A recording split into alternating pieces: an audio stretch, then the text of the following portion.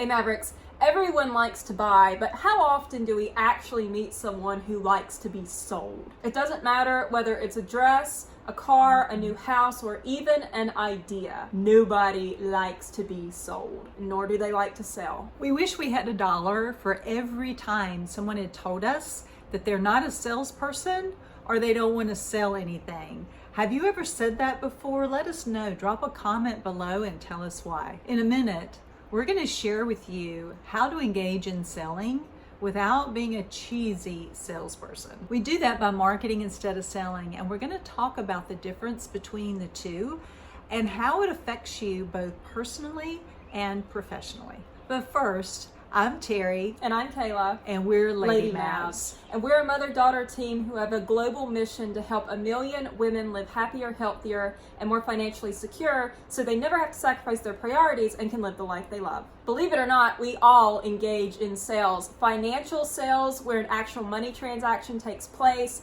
and those of influence involving an exchange of ideas, philosophies, or behaviors. And why is it that we all like to be on the buying end, but not the selling end? I mean, when you think about it, buying takes money out of your pocket and selling puts it in. We've all been turned off from making a purchase because the person who is supposed to be helping us was really either more interested in hearing themselves talk or telling us everything we didn't want to know, or they were hawking us while we were trying to look around. Annoying. We've also all likely experienced the opposite and had someone who actually was interested in getting to know who we are and what it is that we're interested in or what it is that we need or are looking for in such a way that it let us know they genuinely cared about wanting to help us. They weren't pushy or overbearing. They didn't try to sell us a slinky green cocktail dress when all we really needed was professional attire for a photo shoot. They didn't meet us at the door and start telling us all about that fancy new sports car they just drove onto the showroom floor. Run fast! They did not watch our every move or look over our shoulder every time we stopped to admire a painting in the gallery. And they didn't tell us how we should feel about something or what we should like. They actually engaged in conversation, a real exchange of dialogue to discern what it is that we want or needed, and then to offer whatever it is they had that aligned with what we needed or wanted, and treated us with respect of being able to make up our own minds. This, Mavericks, is called marketing, and it's a huge difference. Both approaches can lead to a sale, but one makes us want to turn around and run the other way, or at the very least, tell the salesperson to shut up. The other, on the other hand, not only entices us to buy, but maybe entices us to buy even more than we planned on doing, or to return at a future time and do business with them down the road. One is likely never to elicit referrals from you. In fact, you'll likely warn people to stay away. The other, more likely, is going to cause you to want to find people to share your positive experience with.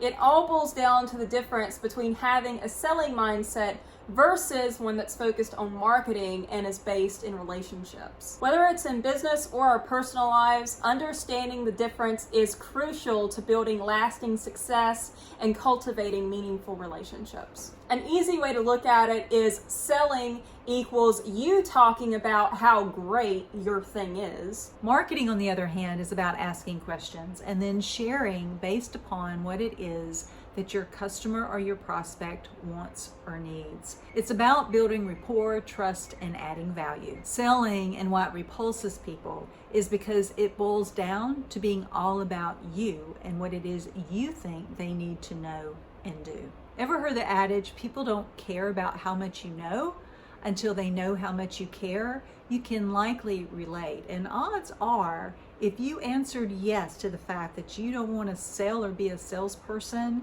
that's probably why. At some point in time, someone likely tried to sell you something in such a way that it put a sour taste in your mouth. Odds are too that it hasn't stopped you from buying things.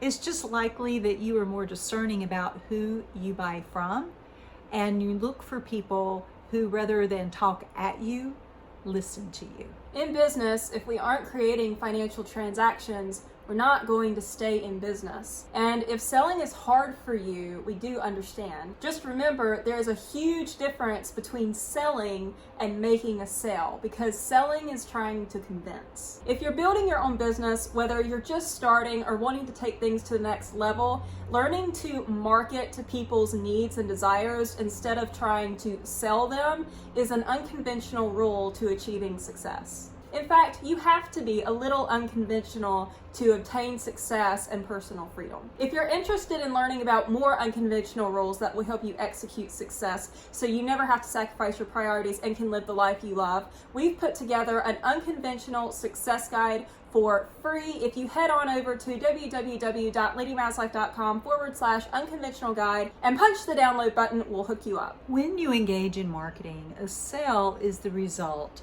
of an intelligent decision made by a client who sees value in the solutions that you offer. So much so that they're willing to do an exchange, their money for what it is that you offer that can either meet a need, solve a problem, or help them experience more enjoyment. And it works in your personal life too. Perhaps the best example of that is in the parent-child relationship. How many of you were either told or have told your kids not to slam the door? And what did both they and I proceed to do? Slam the door. Did your parents ever tell you to do or not to do something, and when you asked why, their response was, because I told you so? How did that work out for you? Not very well. There's a better way to market whatever it is that you're selling. So Kayla, honey, why did you just slam the door? I didn't realize I did. I'm just so excited. And what has you excited? I just experienced runner's high for the first time. I can't believe how amazing it feels. I'm really happy for you. There's nothing quite like it, and I'm sure the door is happy for you too. Think you could go a little easier on her next time? I really don't want to have to buy a new door because you rocked the hinges off in your excitement. I'd much rather spend that money buying you a new pair of running shoes when you need them. Me too. I promise I won't slam the door. Imagine no rolled eyes, no slamming doors, and no one feeling shit upon. I don't have a good sound effect for that one. And instead of repelling her, Kayla actually shared with me something that she was really excited about, and I was able to share that moment with her. She's also on board with not slamming the door, and I didn't immediately jump to the assumption that she slammed the door because she was mad about something or mad at me. That is called relationship building. It's also influencing behavior by creating rapport and trust, but she's not going to pounce on me or make assumptions about my mood, while also instilling the value of what it costs to replace a door and the consequences of having to do so unnecessarily. So don't let the idea of selling scare you away from amazing opportunities.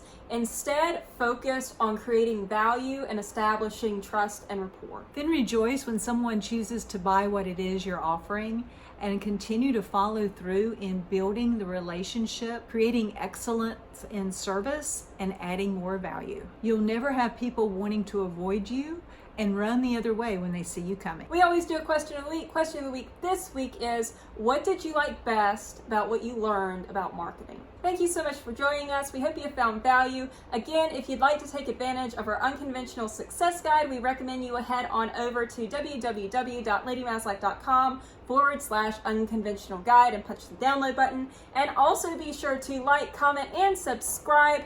And our Facebook and Instagram info is in the description box below. It is our privilege to support, equip, and inspire you to live the life you love. Cheers.